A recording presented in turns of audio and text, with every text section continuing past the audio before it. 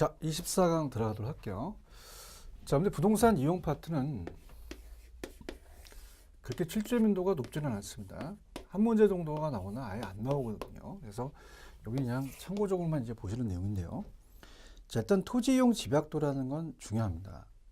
자, 여기서 이제 여기만 연결되는 게 아니라 다른 파트와 연결되기 때문에 여기는 좀 주의 있게 보셔야 돼요.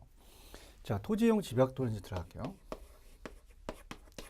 토지 이용 집약도입니다. 자, 토지는 한정돼 있고 여기에 노동과 자본을 투입하죠. 자, 그러면서 우리가 이 토지의 자연적인 인위적인 힘을 가해서 집약도를 높일 수 있고 건물을 고층화시킬 수 있고 저층화시킬 수 있죠. 집약도를 높인다, 집약도를 낮춘다. 자, 그래서 집약도를 높이는 걸 집약적, 낮추는 걸 조방적이라고 하거든요. 그래서 우리가 단위 면적당 토지에 대해서 노동과 자본이 투입됩니다. 자, 그렇다면 이제 그림 하나 그리는데요. 도심에서 외곽이죠. 자, 지대곡선을 그리게 되면 지대곡선이 이렇게 우하향하는 곡선이 되죠. 자, 그럼 우리가 안쪽하고 외곽으로 본다면 토지는 한정된 상태에서 안쪽은 지대가 높기 때문에 토지가 제한된 상태, 노동과 자본을 투입 많이 합니다. 그럼 집약도를 높이는 것을 집약적 토지용이라고 우리가 얘기를 하고요. 그 다음에 외곽은 어때요? 땅값이 낮기 때문에 거의 건물이 고층화되는 게 아니라 저층화되면서 농사를 짓죠. 그럼 땅을 한정된 상태에 노동과 자본을 많이 투입할 필요는 없어요. 그럼 이걸 조방적이라고 하거든요. 그래서 집약적이 높다라는 걸 집약적, 낮은 걸 조방적이라고 얘기합니다. 그럼 안쪽은 고층화되고요, 건물이. 외곽은 저층화된다는 거죠. 근데 한계가 있다는 얘기입니다. 그래서 토지용 집약도란 토지용에 있어서 단위 면적당 투입되는 노동과 자본의 크기를 말한다. 자, 수학 체감의 법칙과도 이제 관련이 되는데, 자, 이건 이제 우리가 집약 한계와 조방 한계를 얘기하면서 하도록 하죠. 자, 한계가 있을 거란 말입니다. 그래서 우리가 손익분기점이라는 얘기 들어오셨죠. 그래서 5층까지가 내가 딱 손익분기점, 총수익과 총비용이 같아서 자, 순수익이 제로가 되는 거예요. 여기까지가. 그럼 여기까지가 이제 우리가 조방 한계라고 얘기하거든요. 손익분기점이라고 얘기합니다. 자, 여기 생산비만 건지해 보시죠. 그래서 총수입, 내가 나간 총수입하고 총수입과 총비용이 같아진다는 얘기예요. 그럼 만약에 3층을 짓게 되면은 이건 손실이 올 수도 있죠. 그래서 이걸 밑으로 내려가게 되면 자, 손실이 발생할 수 있습니다. 그러면 추가적으로 이제 올려야 되는 일이 벌어지는데요. 한계가 있습니다. 10층까지 올리고 한계까지 올린다는 것은 자, 한계라는 자체는 한계를 얘기하는 게 아니라 추가적인 거예요. 추가적으로 들어가는 수입이 있고요. 추가적으로 들어가는 비용이 있어요. 그럼 한계 수입과 한계 비용을 봤을 때 자, 한 층 올렸을 때 비용보다 수입이 크면 당연히 층수를 올리겠죠. 근데 한계가 있는 게 나중에 가서는 얘와 얘가 같아진다는 겁니다. 자, 그러면 여기를 넘으면 손실은 발생되지 않지만 이익은 줄어든다는 얘기죠. 자, 수익이 줄어든다는 자체는 멈춰야 됩니다. 여기를 이제 집약한계라고 그래요. 집약한계. 여기를 이윤국대가점이라고 얘기하거든요. 그래서 여기는 한계수익과 한계 비용이 같을 때까지를 얘기합니다. 자, 그럼 우리가 여기를 상한선과 여기를 하한선에서 이 안에서 최유효 이용을 하자는 겁니다. 그래서 그게 이제 핵심 포인트인데요. 자, 들어볼게요. 자, 한계 비용과 한계 수입이 같은 것은 집약한계고 이윤국대합니다. 토지용의 집약도가 상한선이고요. 자, 조방한계라는 것은 최적의 조건에서 거의 생산비를 감당할 수 있는 건반 총수익과 총비용이에요. 손익분기점에서 토지용의 집약도의 하한선이다. 자, 그러면서 우리가 조금 암기 기법이 좀 어려우면 얘가 한계 수익과 한계 비용, 출제 빈도는 높진 않은데요. 조방한계는 총수익과 총비용이에요. 우리가 조방이라는 자체가 투자를 해서는 조총이었죠. 총이었죠. 그럼 조는 요거는 총이 들어가면 조구나. 이렇게 해서 뭐 좀 비법을 우리 암기 기법을 좀 이렇게 생각해 보시고요. 그 다음에 입증료라는 게 예전에 좀 출시가 됐었는데 자, 가볼게요. 자, 입증료라는 것은 자, 이건 어떻습니까? 우리가 요거 앞에는 보통 분시점이 많잖아요. 요거 앞에, 정문 앞에. 우리가 분시점이 많기 때문에 바로 앞에 있는 분시점과 떨어져 있는 분시점은 매출액이 틀릴 거란 말입니다. 그래서 위치가 한 100m 정도 떨어져 있어요. 그럼 여기는 매출액이 한 500만 원 벌고요. 만 원을 뺄게요. 얘는 한 300만 원 벌어요. 그럼 200만 원만큼 차이가 있죠. 그래서 입지 조건이 양호한 경우 발생한 추가 이익을 입지잉여라고 하거든요. 자, 그러면 입지잉여라는 자체가 같은 업종이라도 입지 조건이 더 좋은 경우에 주변부터 더 많은 이익을 얻을 수 있는 곳이에요. 그럼 입지잉여는 어떤 위치 가치가 한 개 입지 이상이고 채용을 할 수 있는 입지가 된다. 자, 한 개 입지 이상이라는 얘기는 자, 우리가 문만 열어도 장사가 잘 되는 것을 우리가 노른자위라고 하잖아요. 자, 명동은 땅값이 비쌉니다. 그만큼 상업활동하기 좋죠. 그러면 여기는 우리가 입지잉여를 100으로 봐요. 100%. 아주 좋아요. 그럼 여기서 나가면 나갈수록 입지잉여가 제로가 될 수 있거든요. 그럼 어느 순간 우리가 입지잉여가 제로가 되는 곳이 있어요. 자, 이걸 한계 입지라고 하거든요. 그럼 입지잉여 발생되면 입지잉여 이하가 아니라 입지잉여 이상이 되고요. 여기를 채이용해야 된다는 얘기죠. 이렇게 가보시면 됩니다.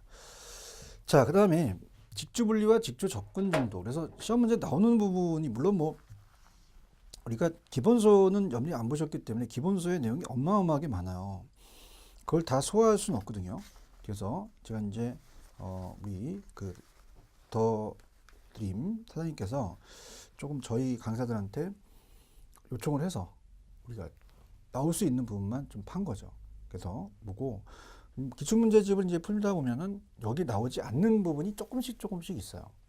제가 이제 기출문제는 다룰 때는 문제를 푸는 방식이 틀린 것만 찾는 것이 아니라 틀린 지문 외에 옳은 것도 좀 정리를 해드릴 거예요.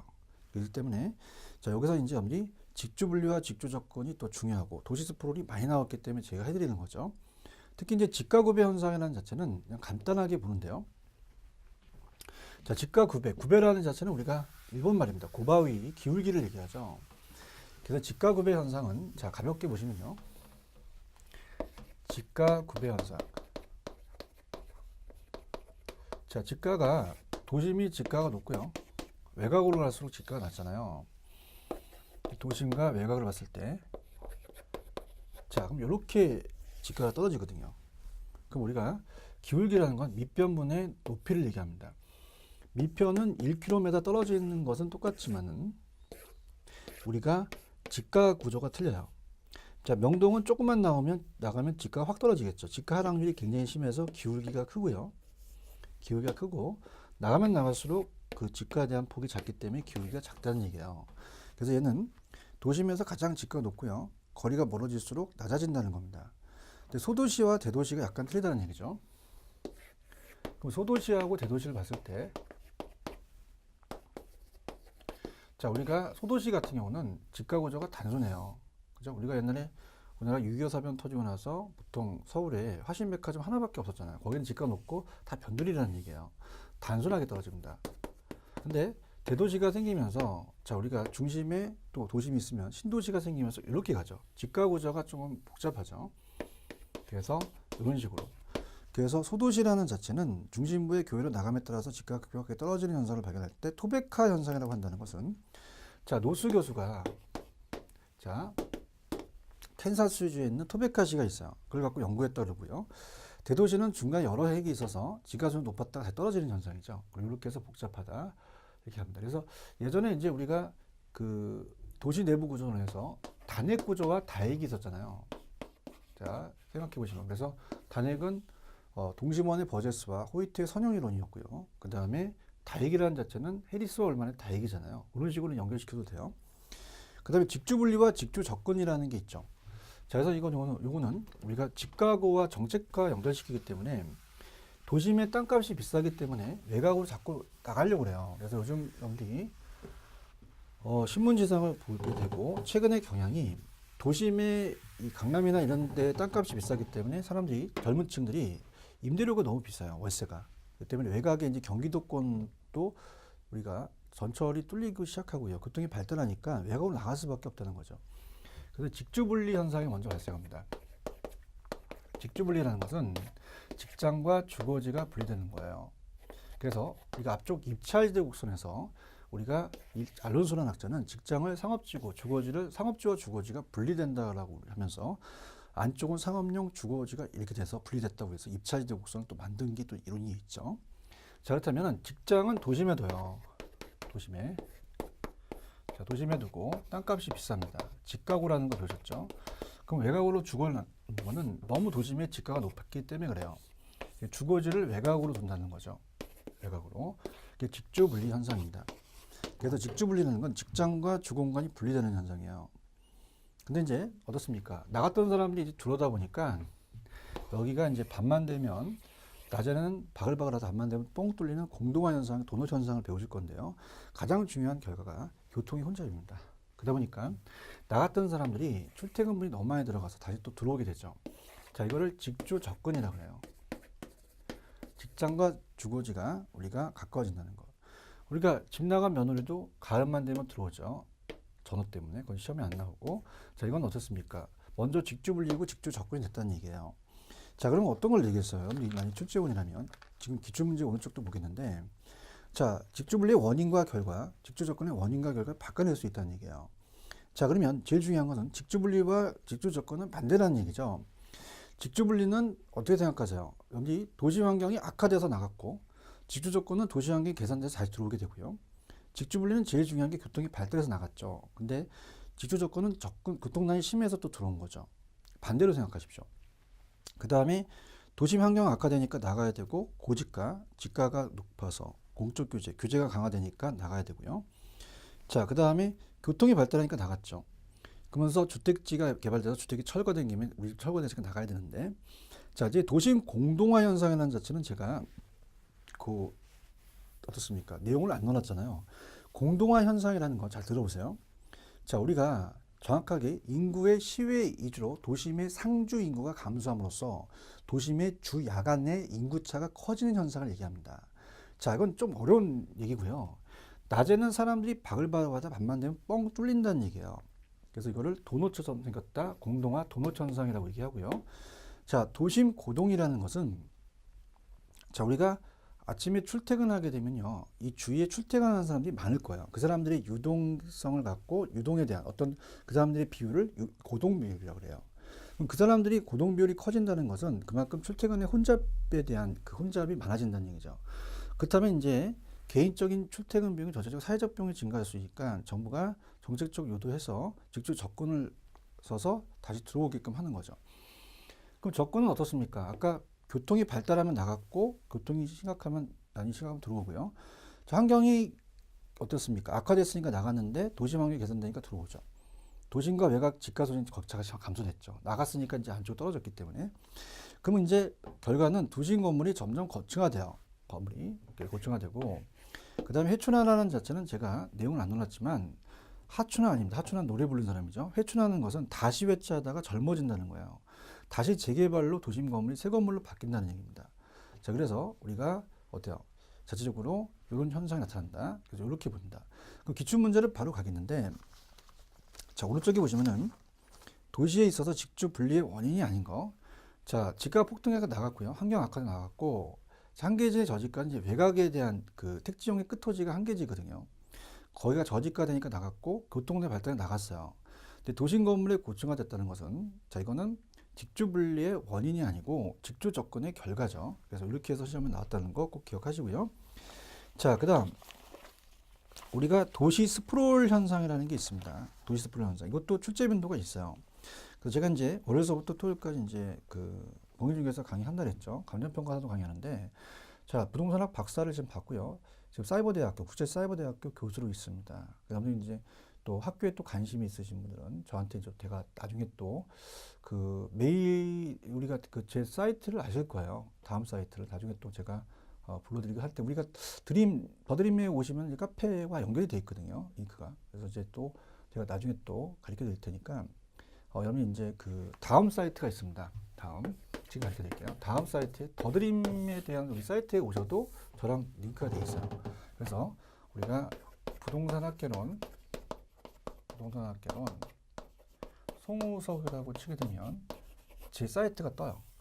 거기서 이제 등업 신청을 하시면 등업 신청을 해드리고요. 그 다음에 이제 제가 또 사이버대 교수가 있으니까 또 학교에 또 관심이 있으신 분들은 또 저희 학교 또 편입을 하시던가 아니면 부동산 또 공부를 또 하시기 바랍니다. 자, 그래서 제가 또 부동산학과의 교수면서 제 과목에 이제 도시계획이라는 게 있어요. 도시계획에서 도시 스프롤이라는 자체가 굉장히 중요합니다. 스프롤이라는 건 지멋대로 움직인다는 건데 난개발이에요. 그 도시 스프롤이라는 자체가 굉장히 우리가 조금 문제가 되기 때문에 넘겨보시면은 딱 2번 떴는데 넘기시면은 11회 때 떴고 23회 때 떴어요. 자주 뜨는 건 아닙니다. 근데 물어본 취지는 거의 비슷비슷하거든요. 자, 들어볼게요. 자, 우리가 도시 스프롤 현상입니다. 떴기 때문에 그 중간중간의 내용들은 이제 이따가 우리가 살펴볼 텐데요. 자, 도시 스프롤은 말 그대로 난개발이에요. 난개발. 그래서 우리가 도시 스프롤이라고 한다는 것은 지멋대로 움직이죠. 그래서 자, 도심에서 외곽으로 개발이 되려면 계획적으로 개발되는데 자, 무계획, 무질서 이게 나왔어요. 그래서 거기 보시면 불규칙이죠. 규칙이 아니라 불규칙. 자, 그 다음에 질서가 아니라 무질서, 계획이 아니라 무계획입니다. 이따 풀어보실 거고요. 그 다음 유형은 뭐 고밀도 연쇄개발은 우리나라처럼 땅덩어리가 넓은 곳은 이제 어떻습니까? 땅덩어리가 좁은 곳은 고밀도, 고층화시켜서 연쇄개발되고 미국은 이제 저층화, 저밀도고요. 자, 비지적이라는 것은 날비자와 땅지자를 써요. 그래서 이 땅이 이렇게 날아다닌다는 겁니다. 비지적. 그 다음에 간선으로 따라서 전개되는 스포롤 현상이고요. 나온 다음에 특징에서 거의 나왔어요. 자, 우리가 보통 도시 스포롤이다 보니까 주거지만 아니라 상공업지에도 발생이 되고 특히 2번이 최근 문제입니다. 도심에서 생기는 게 아니라 외곽에서 생기겠죠. 그 다음에 입체 스프롤이라는 자체는 우리가 이 도심부에 개발했는데 재개발 시점에서 수익성이 떨어지면은 재개발 다시 안 하는 그런 현상이 발생이 되겠고 당연히 이건 스프롤 난개발이니까 일반적으로 집값은 표준적 이하고요. 자, 방제는 어떻게 돼요? 계획적이고 장기적인 도시 개발이 필요하죠. 그 다음에 제도적인 개발 제한 구역이 이제 그린벨트를 묶어서 스프롤을 방지해야 되죠. 자, 갑니다. 자, 넘기시면은 2번 문제 스프롤, 도시 스프롤에 대한 설명은 틀린 것은 1번. 자, 불규칙이죠. 규칙이 아니라 무질서입니다. 이렇게 나왔죠.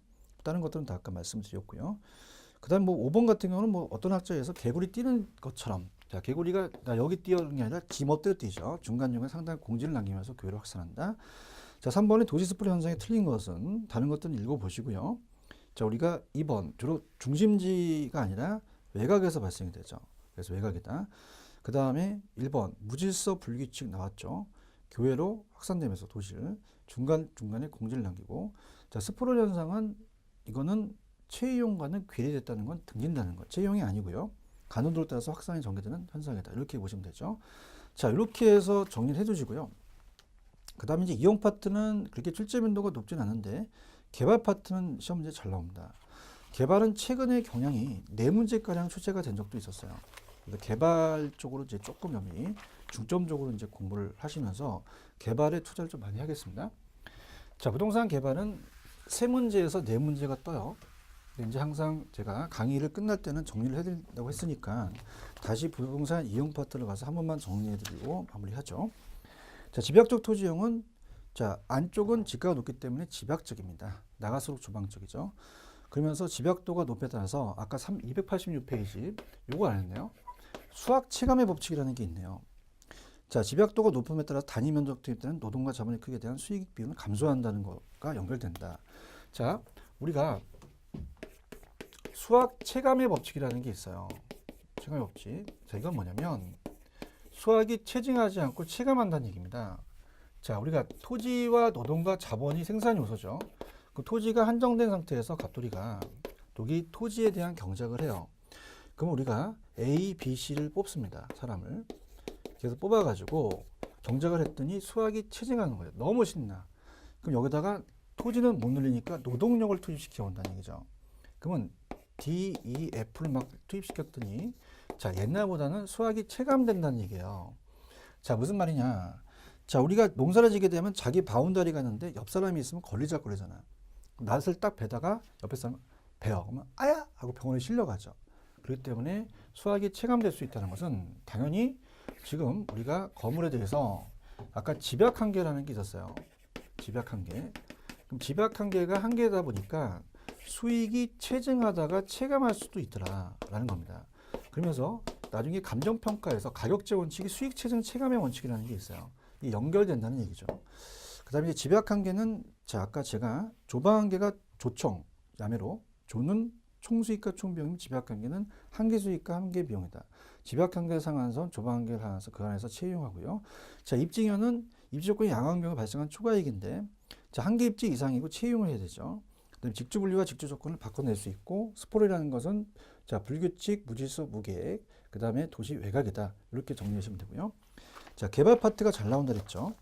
그래서 289페이지로 가시면 인간에게 생활, 쇼핑, 레저 공간 등을 제공할 목적으로 토지를 개량하는 활동이다. 이렇게 돼 있죠. 자, 우리는 예전에 이 자체가 개발이라는 자체를 정의가 잘 안 내려졌어요. 외국 이론을 다 따오다 보니까 10회 때 어떻습니까? 이 이론은 워퍼드라는 학자의 정의에서 그대로 나왔었거든요. 근데 지금은 부동산 개발의 육성에 관한 법률이 있어요. 그래서 거기에 나와 있는 내용이 나중에 제가 기출문제로 제가 말씀드릴 겁니다. 그럼 개발에 대한 개념은 그냥 가볍게 보세요. 조성과 건축에 대한 개량이 있는데, 조성이라는 것은 땅이 울퉁불퉁할 때 땅을 판판하게 만드는 작업이에요. 토지 자체를 개량한다는 겁니다. 개발하죠. 개량이라는 자체는 농지보다는 택지 개발 쪽으로 하기 때문에 다 개량은 택지 개발을 얘기를 해요. 그러면 토지 자체를 개량하기 때문에, 자, 이건 조성입니다. 건축 전이죠. 여기다 건축물을 올려요. 그럼 이거는 건축이기 때문에 조성은 건축 전의 단계다. 조성을 한 다음에 건축을 한다. 가볍게 치십시오. 그래서 조성은 도로공사라든지 토지 자체를 유용성을 증대시키고, 건축활동 이전이고요.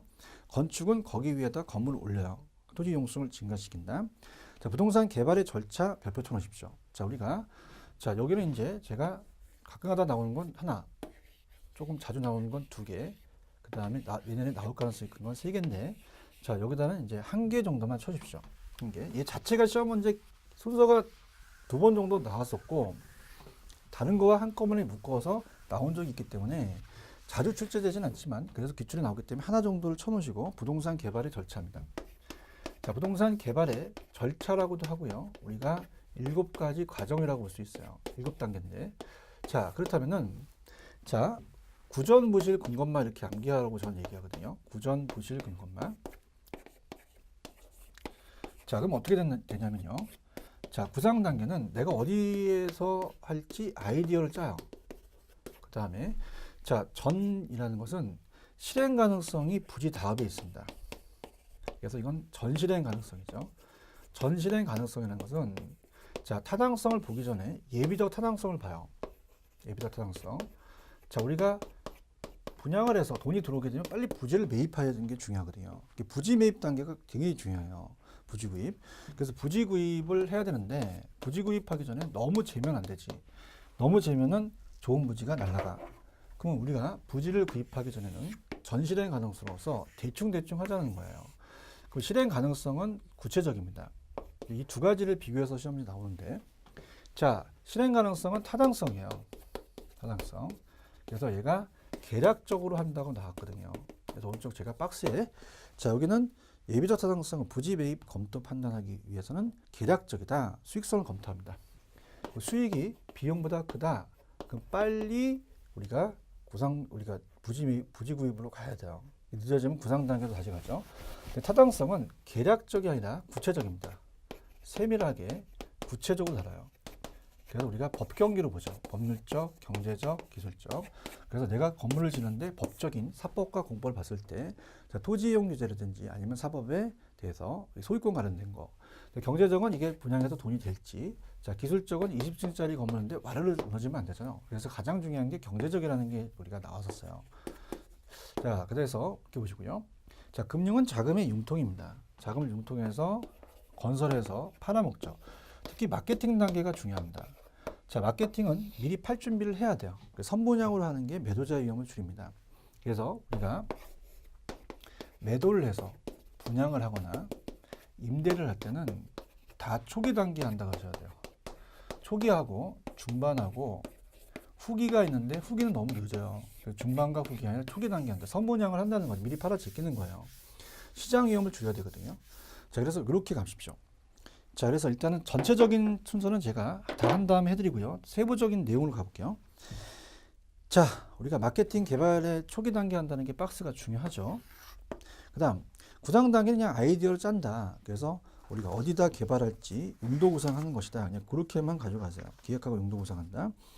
그 다음에 전실행 예비적 타당성은 수익이 비용을 상회해야 된다. 찾아내시고요. 그 다음에 계략적, 그죠? 그래서 대략이라는 단어와 계략은 똑같은 얘기예요. 그 다음에 부지구입은 그냥 부지 모색과 확보한다. 그냥 참고적만 하시고 세부적으로는 안 넣었었어요. 참고적만 하시고요. 자, 넘기지면은 자, 실행 가능성, 타당성 분석이 이제 잘 나오는데 더 세밀하게 한다. 그죠? 그래서 우리가 법경기 중에서 국토의 개미 이용에 관한 법률에 의해서 공법상 규제도 보고요. 토양 구조물 같이 부지 자체가 건질 수 있는지, 그 다음에 개발 후에 시장 분석과 개발비 예상 수익은 재정은 돈 되는 거예요. 자, 이게 한번 나왔었는데요. 타당성로부터 나온 결과가 비록 동일하더라도 개발업자에 따라 채택될 수 있고 아니 될 수 있다는 게 나왔었어요. 반드시 채택되는 건 아닙니다. 그건 왜 그러냐면 기대 수익률과 개발 사업의 기대 수익률과 개인의 요구 수익률이 다르기 때문에 그래요. 요구 수익률이 다르기 때문에 우리 한번 가져가셔야 됩니다. 주관적이다. 우리가 제가 요구 수익 요구르트 주소 우리가 요구 수익률은 주관적과 최소라고 앞쪽에서 투자론에서 얘기했습니다. 자, 금융은 자금의 융통이죠. 그래서 개발 사업의 착공에서 완공까지 건축 대부로 했다가 저당 대부로 바꿉니다. 자, 그래서 앞에 금융 파트에서 개발업자가 시작하는 건 건축 대부라고 말씀드렸어요. 자, 건축 대부하고 저당 대부가 시험 문제, 공인중개사 시험 문제는 출제가 안 됐었는데 최근에 감정평가 시험 문제 나왔기 때문에 잘 알아주셔야 되는데요. 건축 대부라는 것은 건축의 진척도에 따라 빌려줘요. 자, 개발업자는 일단 우리가 어떻습니까? 처음에는 건축을 다 안 했어요. 그러면 1층, 2층 지면서 감리를 받아야 돼요. 건축의 진척도에 따라 빌려줍니다. 그러면 자, 이거는 일시불로 대부하는 게 아니라 단계적 대부로서 우리가 어떻습니까? 나중에는 일시불 상환을 하겠죠. 그럼 나중에 다 지었어요. 저당 대부로 우리가 바꿀 수 있다는 얘기입니다. 그래서 일시불 상환을 할 수 있다는 얘기죠. 그래서 우리가 항상 건축 대부에서 저당 대부 순이다. 그래서 그렇게 가시면 되고요. 건설은 그냥 택지를 조성해서 토지 형성 변경해서 개량해서 택지화시켜서 건설 단계, 택지 조성 단계죠. 자, 마케팅 단계는 제일 중요한 게 뭐예요? 밑에 임대 활동, 매도 활동 너무 기간이 길어서 추가 적용 더 들어갈 수 있어요. 그래서 아까 개발 초기 단계 한다는 게 중요하죠. 그래서 초기 단계 한다는 자체가 우리가 두 번째 있어요. 임대 활동은 개발 초기 단계 한다. 그렇게 보시고요. 그 다음에 임대 활동은 부동산의 종류에 달라지는데 쇼핑센터나 대규모 사무실 같은 거는 전국적 명성 있는 백화점의 유명회사 같은 중요 임차자가 사정이 확보돼야 돼요. 자, 어떤 건물을 지을 때요. 다 짓기 전에 이렇게 프랜카드 걸어놓은 거 보시잖아요. 뭐 CGV에 대한 영화관 입점, 대형마트, 롯데백화점 입점 뭐 이런 거. 그럼 얘네들이 중요 임차자입니다. 키가 되는 임차자죠. 얘네들을 사전에 확보한다는 게 중요합니다. 사전에. 자, 그러면서 뭐 어떻습니까? 주거용 같은 경우는 이제 사전에 임차자가 얻는 거 쉽지 않아서 마케팅에 좀 더 주의를 기울여야죠. 자, 그럼 우리가 문제를 풀기 전에 기출 문제를 우리가 풀어볼 겁니다. 순서 같은 게 있고 그 내용을 이제 우리가 세부적으로 간다면 같이 묶어서 나오기 때문에 미리 간다면 자, 얘가 순서가 두 번 나왔어요. 그래서 제가 이렇게 암기하라고 해요. 자, 구전, 부실, 근검마 끊어야 됩니다. 구전, 부실, 근검마. 자, 왜냐하면 구전까지는 아직 부지 구입이 전 단계고 부지 다음에 실행 가능성이 나오거든. 그럼 우리가 재밌게 자, 구전 동화라는 얘기 들어보셨잖아요. 입으로 내려오는 동화. 그럼 굉장히 내용이 정확하지 않고 부실하거든요. 그 다음에 건설부터 하는 게 아니라 돈 빌리고 건설하고 팔아먹죠. 그래서 근검마. 자, 이런 식으로 가셔야 돼요. 그래서 우리가 구상 단계는 아이디어라고 나올 수도 있고요. 전실행 가능성은 예비적 타당성, 실행 가능성 타당성이에요. 자, 그래서 우리가 특히 이제 정리를 해드린다면 전실행 가능성은 계략적이라는 단어가 나와야 돼요. 근데 실행 가능성은 세밀 구체적인데 자, 실행 가능성은 타당성 결과가 동일하더라도 채택될 수 있고 안 될 수도 있다는 거죠. 자, 그래서 우리가 갑니다. 그래서 이 타당성 결과가 동일하더라도 라는 비록 동일하더라고 한다는 것은 객관적인 게 기대수익이래요. 기대수익이 객관적이거든요. 그럼 객관적으로 봤을 때 기대수익이 동일한데 다 다른 건 요구수익이 다르기 때문이다. 자, 그렇다면 이제 우리가 문제를 순서를 한번 볼게요. 나중에 하면 다 까먹거든요. 293입니다. 두 번 떴었어요. 7단계로 나왔었고 5단계로 나온 게 294페이지 5번입니다. 자, 구전부실 근검하죠. 자, 우리가 조금 야비했던 게 얘네들이 앞에다가 사업이라는 게 적어놨어. 뭐 그건 큰 의미가 없죠. 자, 그래서 사업 구상 단계는 아이디어 단계부터 가야 돼요. 구정부실. 그럼 구상 단계 전이 보여야 돼요. 전 예비적 타당성이죠. 그다음에 구전 부지 확보 기억. 그다음에 리을 전 실행 가능성이죠. 사업 타당성 분석. 우리 실행 가능성 부전 부실 이렇게 해서 우리가 구상 단계 니은 예비적 타당성 그다음에 사업 부지 그다음에 실행 그래서 릴 그다음에 미음 건설 단계죠. 정답은 1번이 정답이고요. 그다음에 지금 했던 것들에 대해서 우리가 다 풀지는 않지만 지우기 전에 엄리인지 본다면 우리가 어때요? 그 293페이지로 가시면 이번에 틀리게 나온 건 아니지만 자, 이번에 웃긴 것 중에서 니은을 보시면 개발 사업의 타당성을 결과가 동일하더라도 개발업자에 따라 채택될 수 있고 그렇지 않을 수도 있다. 그건 이제 기대수준이 동일하다면 요구수준이 다르기 때문에 그렇고요. 자, 리을의 미음에 보시면은 자, 개발 단계 중 예비적 타당성은 어떻게 돼요? 계략적이라는 단어가 있잖아요. 수익성을 검토한다. 이렇게 나왔죠. 그 다음에 그 박스가 친 거가 이제 여기 그 넘기시면 4번 문제를 한번 보세요. 자, 4번을 보시면은 자, 어떻습니까? 지금 제가 우리나라의 법에 나와 있는 부동산 개발 육성에 관한 법률이 바로 4번의 기억이에요. 자, 부동산 개발이라는 자체가 부동산 개발 육성에 관한 법률이 나오기 전에는 아까 워퍼드의 정의가 나왔었어요. 학자의 견해가 틀린데 지금은 요 지문이 나와요. 그래서 기억번을 별표 쳐놓으세요. 자, 294입니다.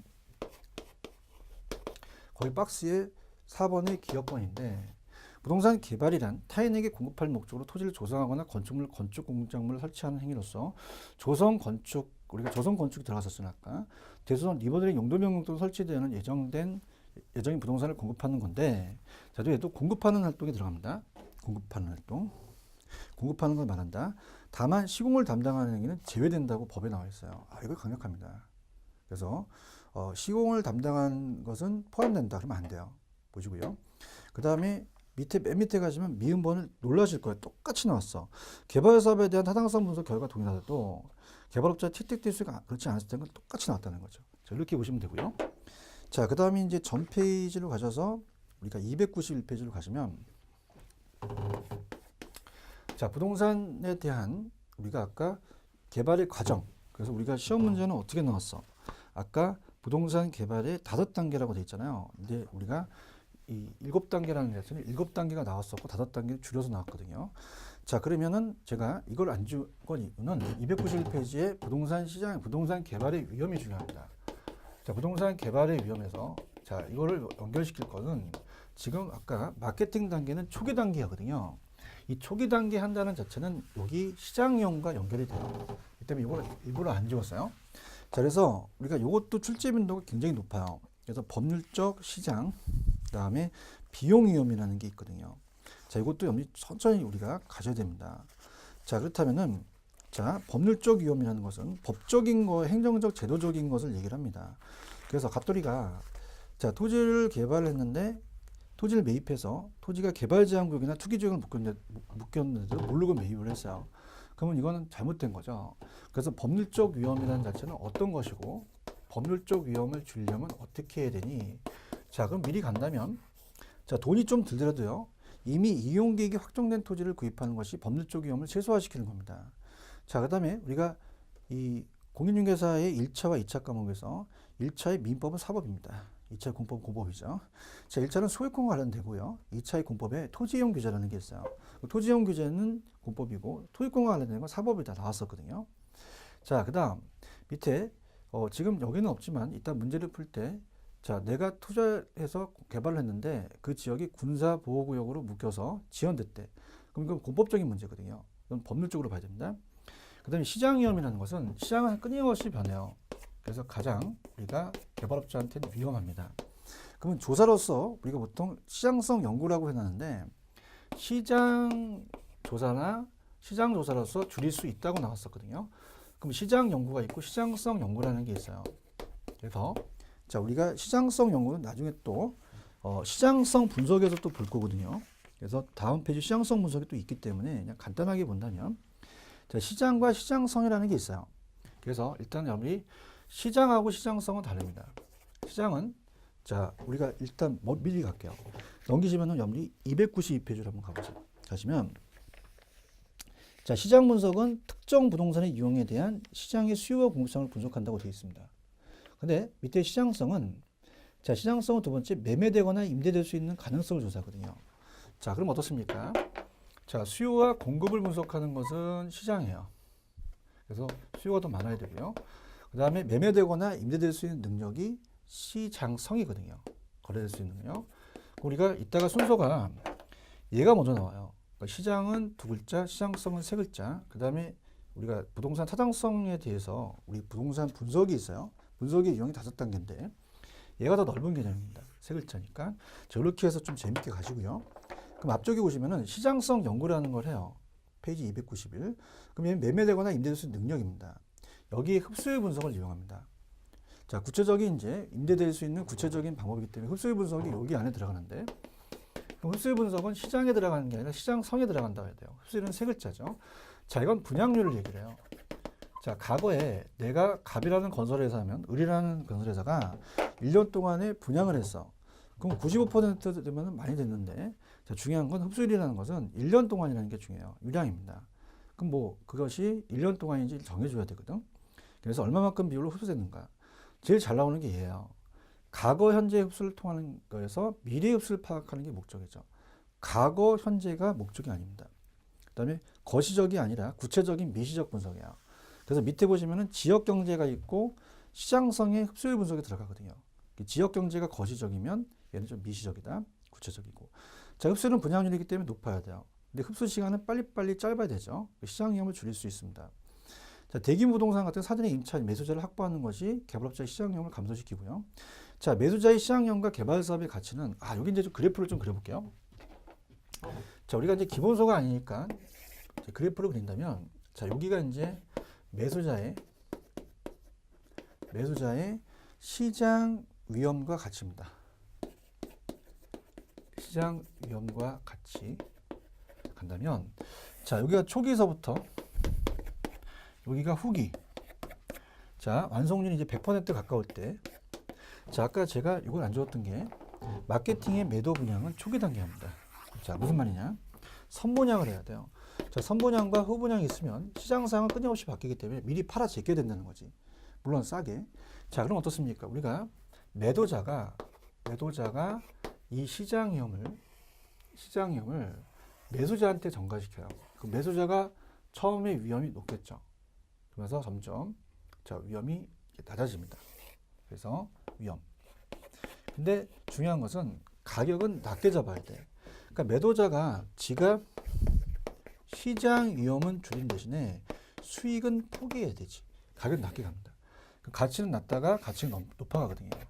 그래서 우리가 어떻습니까? 개발 사업 초기는 매수자의 위험은 커요. 개발 사업의 가치는 작죠. 근데 개발 사업 후기서부터는 매수자의 위험은 작아집니다. 개발 사업 가치는 점차 상승한다. 매수자에 대한 것이 반대가 된다. 매도자는 초기 하는 게 매수자한테 전가시키는 거죠. 그 다음에 이제 비용 위험이라는 것은 잘 출제되지는 않지만 자, 비용이라는 것은 추가적이라고 적어놓으세요. 추가적 비용입니다. 추가적 비용 위험. 자, 그럼 추가적 비용이라는 것은 아까 건설 단계에서 만약에 요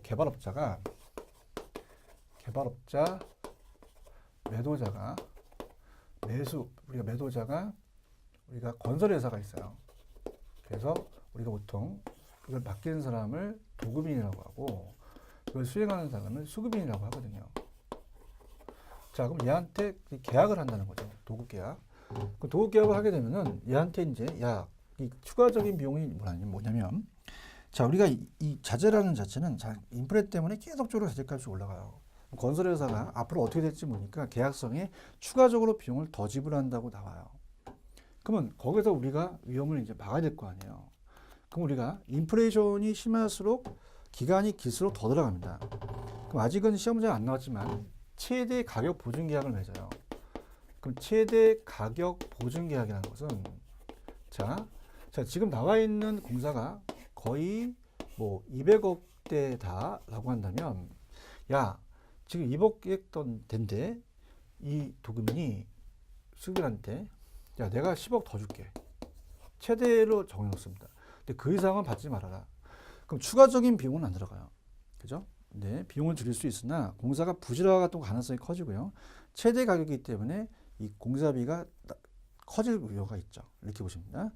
그래서 법률적 계산 자체는 토지 이용 규제는 공법, 소유권은 사법, 이미 이용계획이 확정된 토지를 구입하는 것이 법률적 위험을 줄이는 것이다. 그 다음에 시장에 대해서 위험은 시장 조사를 통해서 이 위험을 줄일 수 있다고 나왔어요. 근데 시장성 연구의 한 방법이 흡수 분석입니다. 흡수는 과거에 대한 게 현재가 목적이 아니라 미래가 목적이라는 거. 그 다음에 자, 우리가 지역 경제가 밑에 전체적 거시적이면 이 흡수율은 시장성에 들어가니까 조금 미시적이다. 그 다음에 매수자의 시장력 이용의 개발 사업의 가치는 매도자는 초기에 얘한테 팔아 제끼니까 매수자는 처음에 위험이 크고 가치는 작아지겠다. 초기는 왜 선분양 가격 낮게 하니까. 자, 나중에는 매수자의 위험은 작아지지만 개발 사업의 가치는 점차 상승한다. 자, 비용 위험은 나온 적은 없었지만 인플레가 심하거나 공사 기간이 장기일수록 더 들어가니까 최대 가격 보증 계약을 맺는데 추가적인 비용을 줄일 수 있으나 공사의 부실화 가능성이 높지않다. 이렇게 하십니다. 자, 그러면은 지금 하기에는 여러분이 그 부동산 분석은 조금 힘들어요. 여기 제가 25강 때 해드리고요. 지금 했던 것을 문제를 좀 보면서 부동산 분석만 빼고 나머지 문제를 풀면서 좀 마무리를 하도록 하죠. 자, 그래서 이쪽 부동산 분석 파트와 개발 위험, 그 다음에 부동산 개발의 5단계, 7단계가 같이 묶어서 나오는데 일단 좀 시간이 걸리니까 거기는 제가 다음 시간에 빼드리도록 하고요. 자, 일단은 넘기시면은 자, 우리가 293페이지로 가시면 자, 293 거기 아까 2번 문제가 있었잖아요.